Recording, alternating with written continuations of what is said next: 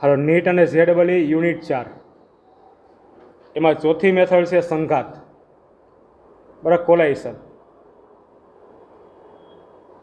એની પહેલી નોંધ છે, સંઘાતના MCQ સોલ્વ કરવા હશે તો આમાં ઘણી બધી નોંધ આપણી પાસે છે. સંઘાત વિશે ટૂંકમાં સંપૂર્ણ માહિતી મેળવવી જરૂરી. હવે એની અંદર પહેલી નોંધ હું તમને કરાવું છું. સંઘાત છે ને બે પ્રકારના હોય. પહેલાં તો આપણને સંઘાત શબ્દ નવો પડતો હોય. સંઘાત એટલે ટૂંકમાં અથડામણ, બરાબર. સંઘાત એટલે અથડામણ. કોઈ પણ બે પદાર્થ અથડાય ને તો એ સંઘાત થયો એવું કહેવાય. એટલે અથડામણ માટેની ટૂંકમાં આખી મેથડ છે. જોવાય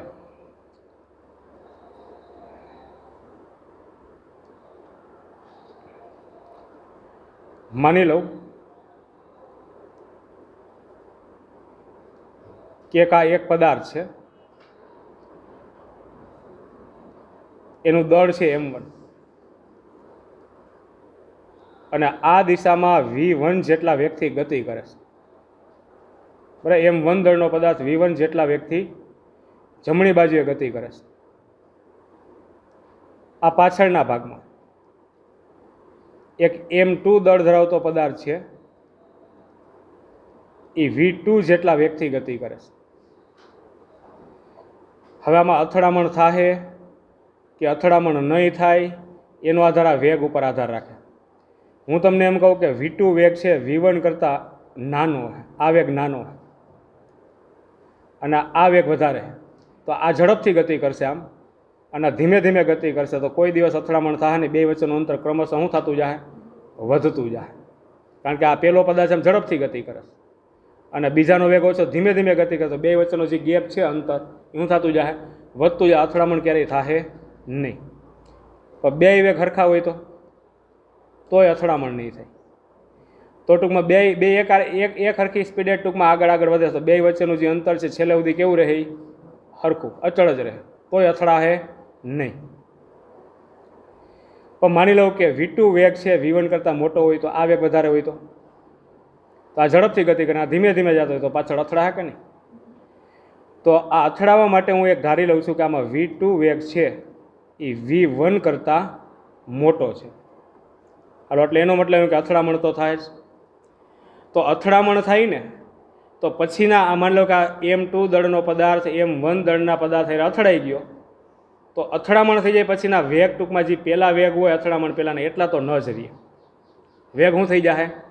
બદલી જાય, બરાબર. કોઈ પણ દડો હોય, આપણે દિવાલમાં ઘા કરીએ તો પહેલાં ઘા કર્યો હોય ત્યારની ઝડપ, પછી દિવાલ અથડાય એટલે એની ગતિ અવરોધાણી, પછી અથડાઈને પાછો ફેંકાય તો પછીનો વેગ હંમેશા ઓછો હોય, બરાબર. દિવાલ સાથે બોલ અથડાય તો અથડામણ પછીનો વેગ હંમેશા ઓછો હોય. એટલે કોઈ પણ પદાર્થ અથડાય તો વેગમાં શું થઈ જાય? ફેરફાર થઈ જાય. તો આ જે સ્થિતિ મેં અત્યારે દોરીશ ને એ અથડામણ પહેલાંની સ્થિતિ છે, અથવા તો સંઘાત પહેલાંની સ્થિતિ છે. ઉપરની આકૃતિ છે. હવે માની લો કે બે પદાર્થ અથડાઈ ગયા, તો આ m2 દળનો પદાર્થ અને આ m1 દળનો પદાર્થ, એના વેગ m1 દળનો પદાર્થ, આ વેગ શું થઈ જાય? એના બદલી જાય. વેગ v1 હતો તેનો વેગ બદલી અને v1 ડેશ થઈ ગયો. પછી m2 દળનો પદાર્થ અથડામણ પહેલાંનો વેગ છે એ v2 હતો ને હવે કેટલો થઈ જાય બદલીને? v2 dash. એટલે આ બીજી સ્થિતિ કઈ દોરીશ મેં? અથડામણ પછીની સ્થિતિમાં અહીં દોરીશ. હવે જો એટલે સંઘાત કોને કહેવાય મને ખબર પડી. અત્યારે જે મેં સંઘાત લીધો છે ને એક પારિમાણિક સંઘાત એ મારે બે પ્રકારના ભણવાના છે. આમાં એક પારિમાણિક અને દ્વિપારિમાણિક. અત્યારે તો એક જ રેખા ઉપરની ગતિ છે. એટલે એક પારિમાણિક સંઘાત થઈ, એક જ રેખા ઉપર ગતિ થાય. અથડાય ને તો અથડાઈને કદાચ આ બીજો પદાર્થ હળવો હોય તો પાછોય ફેંકાય અને આ પદાર્થ આગળ આવી જાય. એટલે એક જ રેખા ઉપરની ગતિ આમાં થાય. એટલે એક પારિમાણિક સંઘાત છે. દ્વિપારિમાણિક સંઘાત તમારે જોતો હોય, બરાબર, જે આગળ આપણે નોંધ તૈયાર કરશું. પણ સમજાવી દઉં, કેરમ બધા વ્યક્તિ એ ટૂંકમાં રમ્યું હોય. કેરમ તો જોયું કે નહીં?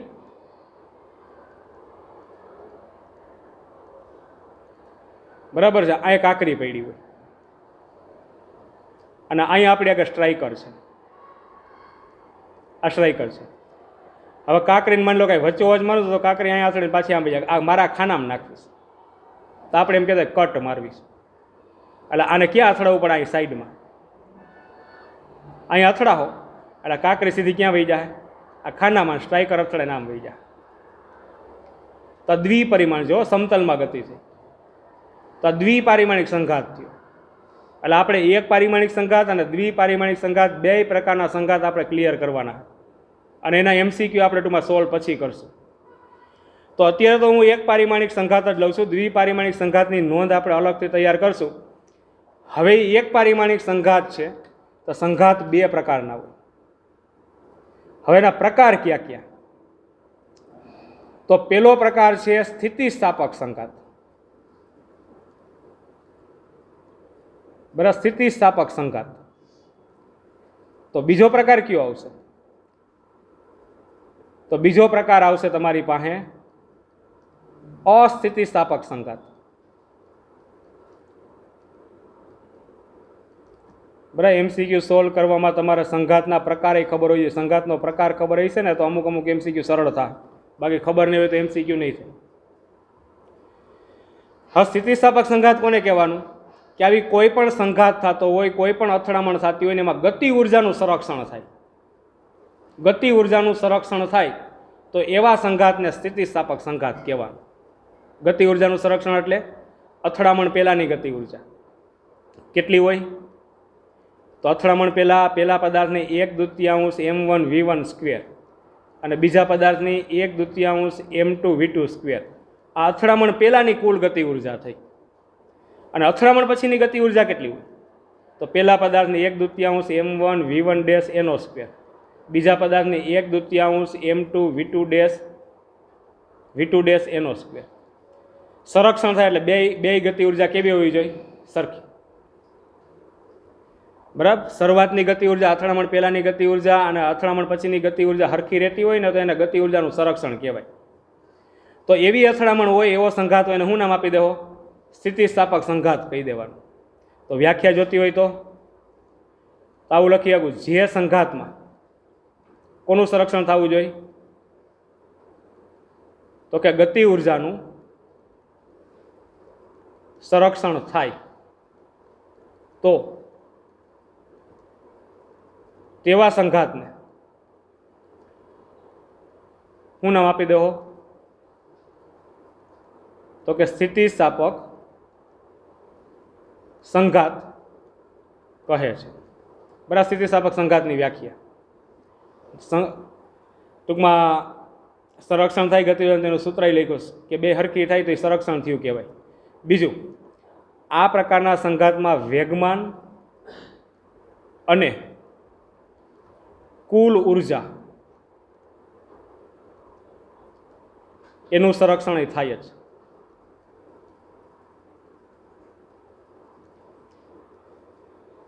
આની અંદર તમે જુઓ તો ગતિ ઉર્જાનું સંરક્ષણ તો થાય જ છે. ભેગું કોનું સંરક્ષણ થાય આમાં? વેગમાન અને બીજું કુલ ઉર્જા. વેગમાનનું સંરક્ષણ એટલે માની લો કે અથડામણ પહેલાંનું વેગમાન m1v1 અને બીજા પદાર્થનું m2v2. અથડામણ પછીનું વેગમાન કેટલું આવશે? m1v1 dash plus m2v2 dash. બરાબર, આ ઉપર છે એ ગતિ ઉર્જા સંરક્ષણ છે અને નીચેનું છે વેગમાન સંરક્ષણ. આ સૂત્રનો ઉપયોગ કરી શકો સ્થિતિસ્થાપક સંઘાત હોય તો. તો અસ્થિતિસ્થાપક સંઘાત કોને કહેવાય? તો ગતિ ઉર્જાનું સંરક્ષણ ન થાય. બરાબર, તો એની વ્યાખ્યા લખવી હોય તો આવું લખી શકું, જે સંઘાતમાં ગતિ ઉર્જાનું સંરક્ષણ ન થાય તો તેવા સંઘાતને ડેશ કરી નાખું. શું નામ આપી દેવો? અસ્થિતિસ્થાપક સંઘાત કહેવાય. એટલે ગતિ ઉર્જાનું સંરક્ષણ ન થાય, બરાબર, અસ્થિતિસ્થાપક સંઘાત કહેવાય. અને અહીંયા આ સંઘાતમાં વેગમાન અને કુલ ઉર્જા એનું સંરક્ષણ તો આમાંય થાય.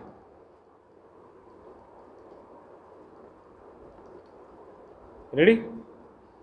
ખાલી ગતિ ઉર્જાનું સંરક્ષણ આમાં નહીં થાય, બાકી વેગમાનનું સંરક્ષણ આમાં થાય અને કુલ ઉર્જાનું સંરક્ષણ આમાં થાય. તો ગતિ ઉર્જાનું સંરક્ષણ ન થાય એટલે એનો મતલબ એમ કે અથડામણ પહેલાંની ગતિ ઉર્જા એટલે બે પદાર્થની કુલ ગતિ ઉર્જા લેવી પડે. એટલે બેની ગતિ ઉર્જાનો સરવાળો અને અથડામણ પછીની ગતિ ઉર્જા પહેલા પદાર્થની આટલી અને બીજા પદાર્થની 1/2 m2 v2 ડેશ એનો સ્ક્વેર, આ બે હરખી નહીં થાય કારણ કે એનું સંરક્ષણ થાય નહીં.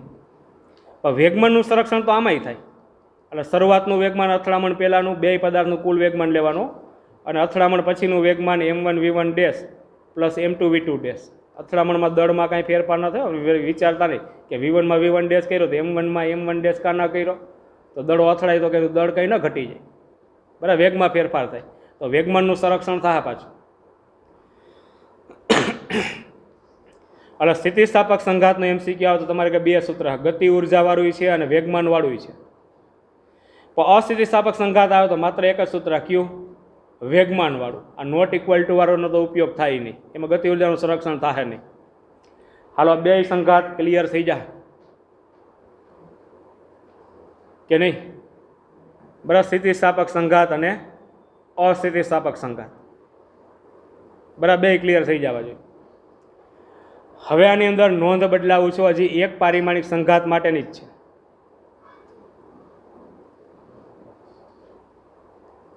બરાબર. બીજી નોંધ, સંઘાત બાદ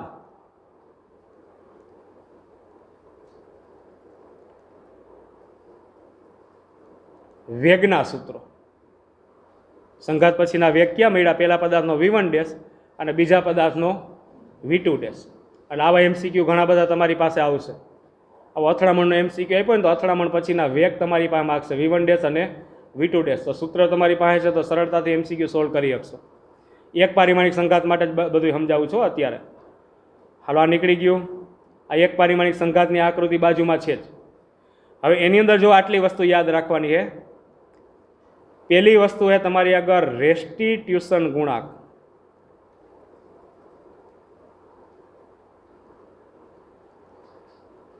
રેસ્ટિટ્યુશન ગુણાંક ઈ વડે દર્શાવીશ. ઈ વડે કહેવાનું કોને? અથડામણ પછીના વેગની બાદબાકી. અથડામણ પછીના વેગ v2 ડેશ v1 ડેશ, બે પદાર્થનો જે વેગ મળે અથડામણ પછીનો, આ બેની બાદબાકી અને છેદમાં અથડામણ પહેલાનો વેગ હોય એની બાદબાકી. બરાબર. પણ યાદ રાખજો, આ બીજામાંથી પેલું બાદ કર્યું હોય ને તો નીચે પહેલામાંથી બીજું બાદ કરવાનું. અને અહીંયા v1 dash minus v2 dash કર્યું હોય ને તો નીચે શું કરવું પડે? v2 માઇનસ v1 કરવાનું. એટલે અથડામણ પછીના બે પદાર્થના વેગની બાદબાકી છે અને છેદમાં અથડામણ પહેલાના બેના વેગની બાદબાકી છે. આ ગુણોત્તર લો ને રેસ્ટિટ્યુશન ગુણાંક નામ આપવાનું, ઈ વડે દર્શાવવાનું. બીજું એમાંય કહી દઉં કે સંપૂર્ણ સ્થિતિસ્થાપક પદાર્થ હોય, અથડામણ, હમણાં કીધું ને અથડામણ બે, સ્થિતિસ્થાપક ને અસ્થિતિસ્થાપક. એમાં સંપૂર્ણ સ્થિતિસ્થાપક અથડામણ હોય તો એનું મૂલ્ય તમારે 1 લેવાનું. અને સંપૂર્ણ અસ્થિતિસ્થાપક સંઘાત હોય, સંપૂર્ણ અસ્થિતિસ્થાપક સંઘાત હોય તો એનું મૂલ્ય તમારે 0 લેવાનું. રેડી? એટલે આ મૂલ્ય યાદ રાખવા. સંપૂર્ણ ખાલી સ્થિતિસ્થાપક સંઘાત નથી કહેતો, સંપૂર્ણ સ્થિતિસ્થાપક સંઘાત. આગળ સંપૂર્ણ શબ્દ બોલું, બરાબર. એના માટે એનું મૂલ્ય 1 લેવાનું. અને સંપૂર્ણ અસ્થિતિસ્થાપક સંઘાત હોય તો એના માટે એનું મૂલ્ય કેટલું લઈ લેવાનું? 0. પછી બીજી વસ્તુ કે સંઘાત બાદ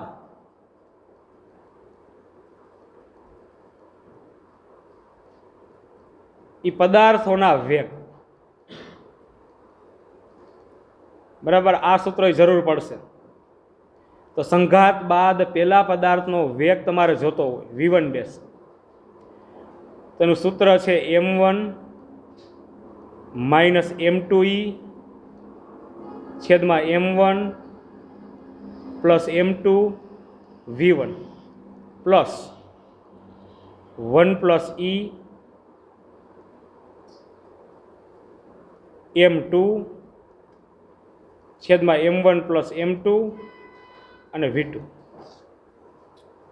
યાદ રાખવાનું થોડુંક મુશ્કેલ લાગશે. કઈ રીતના મળ્યું છે એમને તમને સમજાવું, કઈ રીતના મળે એ તમને સમજાવું કે સૂત્ર કઈ રીતના આવશે. પછી સૂત્ર ટૂંકમાં કઈ રીતના આવશે, ગણતરી આખી ટૂંકમાં કરવી એના કરતાં સૂત્ર યાદ રાખવું સહેલું MCQ માટે. હા ભાઈ, થિયરિકલ હોય તો ફરજિયાત કરવી પડતી હોય, બરાબર છે, તો ભાઈ કરવું પડે સૂત્ર તારવણી. અત્યારે MCQ માટે સૂત્રની જરૂર છે.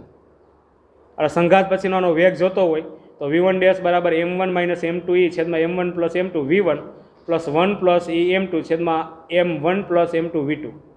m1 અને m2 એટલે પદાર્થના દળ છે, એમાં e આવે છે શું છે? રેસ્ટિટ્યુશન ગુણાંક છે. v1 એટલે સંઘાત પહેલાંનો પદાર્થનો વેગ છે, પહેલા પદાર્થનો, અને v2 એટલે સંઘાત પહેલાંનો બીજા પદાર્થનો વેગ છે. આ બધી કિંમત તમારી પાસે મૂકી દો તો સંઘાત પછીનો વેગ મળી જાય. તો બીજા પદાર્થનો વેગ સંઘાત પછીનો કેટલો હોય છે? તો આ પદ છે ને, આ પદ એ આગળ આવી જાય ને આ પદ પાછળ આવી જાય. તો આ v2 ડેશ છે તો એની અંદર એવું આવશે 1 પ્લસ e m2 નહીં m1 છેદમાં આવશે m1 પ્લસ m2 અને v1 અહીંયા તો એમાં 1 ને 2 વાળું બદલાવવું જોઈએ. m2 માઇનસ m1 e છેદમાં m1 પ્લસ m2 અને શું આવશે? v2.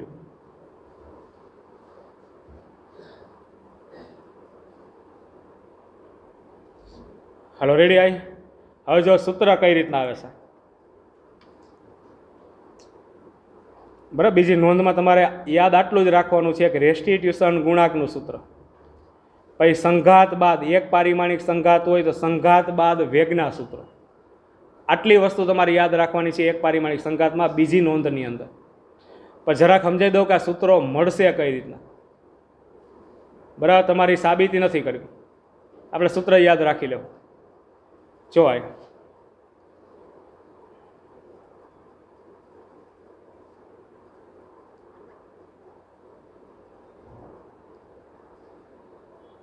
આકૃતિ કાઢી નાખું છું, યાદ રાખજો. હવે